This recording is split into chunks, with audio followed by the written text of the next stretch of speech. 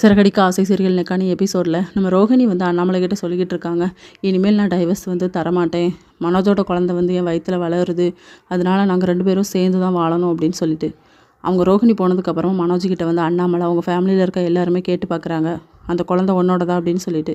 ஆனால் மனோஜ் சொல்கிறாரு, இல்லை எனக்கு அந்த குழந்தைக்கு எந்த சம்மந்தமும் கிடையாது, அது என்னோட குழந்தை கிடையாது அப்படின்னு சொல்லி. விஜயாவுமே அதை தான் சொல்லுவாங்க.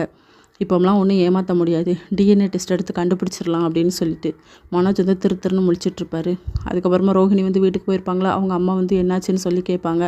இவள் வந்து ப்ரெக்னெண்ட்டாக இருக்கான்னு சொல்லிட்டு நித்யா வந்து அந்த விஷயத்த சொன்னதுக்கப்புறமா இதை உன் மாமியார் வீட்டில் எப்படி நம்புவாங்க அப்படின்னு சொல்லி கேட்கும்போது, அதெல்லாம் நம்புவாங்க, எனக்கும் மனோஜுக்கும் தெரியும், நீ வந்து எதையும் நினைக்காத அப்படின்னு சொல்லிட்டு. இது எப்படி ஆச்சு அப்படின்னு சொல்லி கேட்கும்போது, ஒரு நாள் அவன் கடையில் போய் தங்கணும் இல்லை அப்போ தான் அப்படிங்கிற மாதிரி சொல்கிறாங்க. அதுக்கப்புறமா நம்ம மனோஜ் வந்து ரொம்ப யோசிச்சுக்கிட்டே இருப்பார். இந்த ரோஹிணி வேறு ப்ரெக்னென்ட் ஆகிட்டா, அவளை வந்து அந்த கடையில் தங்க வச்சதே தப்பு. இப்போ வாழ்க்கை இப்படி ஆகிப்போச்சே, இவளை எப்படியாவது டைவர்ஸ் பண்ணிவிட்டு கனகா கூட நிம்மதியான வாழ்க்கை வாழலான்னு பார்த்தேன், இப்படி ஆகிட்டேன்னு சொல்லி ஃபீல் பண்ணிக்கிட்டு இருப்பார். இதோட இன்னைக்கான எபிசோட் முடியுது.